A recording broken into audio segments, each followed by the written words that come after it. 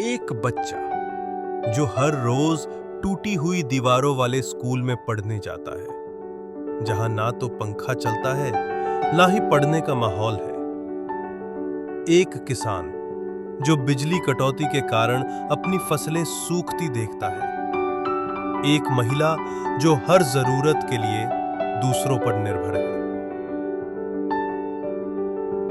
गांव के रास्ते जो बरसात में दलदल बन जाते हैं और वो हाथ जो हुनरमंद हैं पर पुराने औजारों से बंधे हैं। ये थी वो हकीकत जिसमें हजारीबाग की जिंदगी ठहर गई थी। अब हर आंगनवाड़ी केंद्र में मजबूत इमारतें, रंग बिरंगी दीवारें और साफ सुथरी बैठने की व्यवस्था है। बच्चों के लिए नए यूनिफॉर्म्स आए हैं जिससे वे गर्व महसूस करते हैं।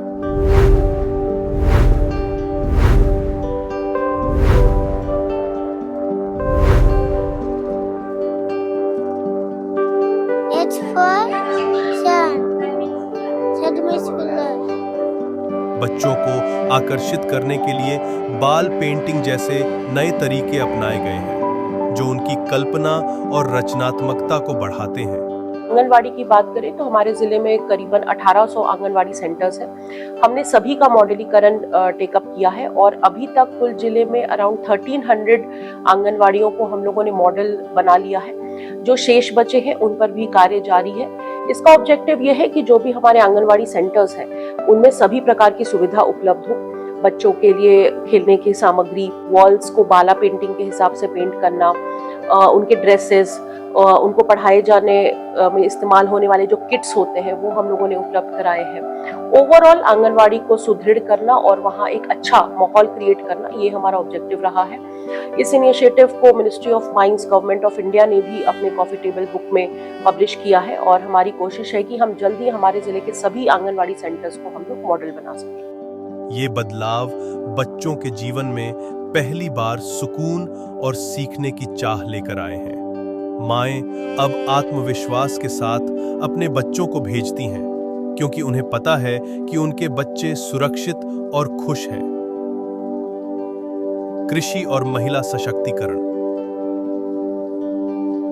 किसान पहले बिजली कटौती और जल संकट के शिकार थे। उनके खेत सूखे पड़े रहते और पैसों के बोझ से दबे रहते थे। सोलर पंप की स्थापना ने उनकी जिंदगी बदल दी।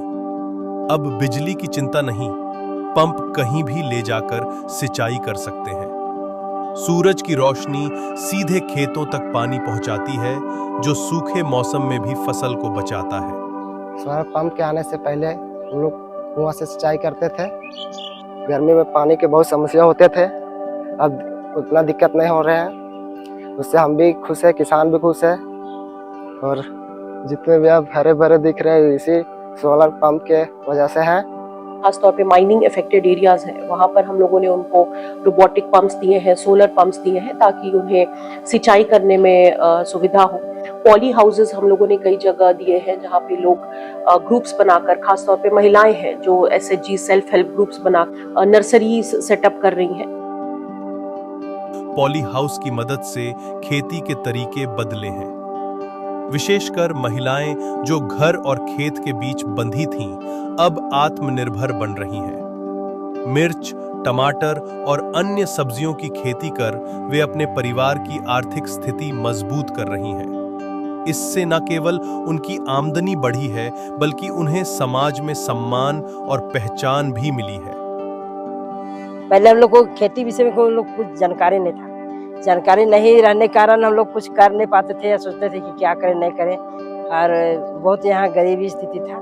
जो कि DC मैडम हम लोग दिए, ये अभी हम लोग को पोलियो हाउस, उसमें हम लोग शिमला मिर्च लगाए हैं और अच्छा इसकी बिक्री कर रहे हैं दूर दूर में जा करके।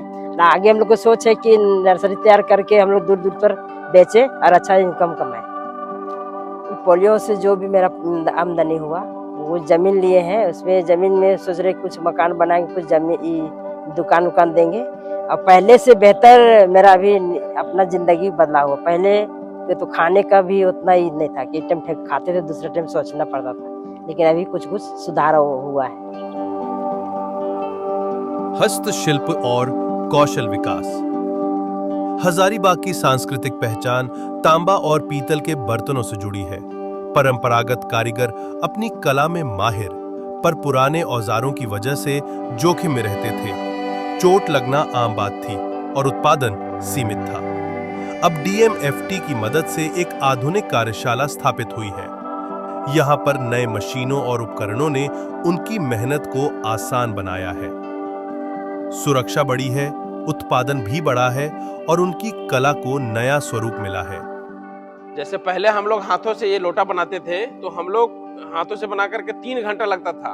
अब सरकार द्वारा जो मशीन मिल गया है, तो हम लोग मतलब पौन घंटा 1 घंटा में एक लोटा तैयारी कर लेते हैं। पहले हम लोग काम करते थे तो हाथ में कट जाता था, पैर में कट जाता था। अब वो सब चीज जो है हम लोग सर बहुत आराम हो गया। अब कटना छटना एकदम नहीं है। ये केवल एक काम नहीं, ये उनकी सांस्कृतिक विरासत को सुरक्षित रखने का प्रयास है।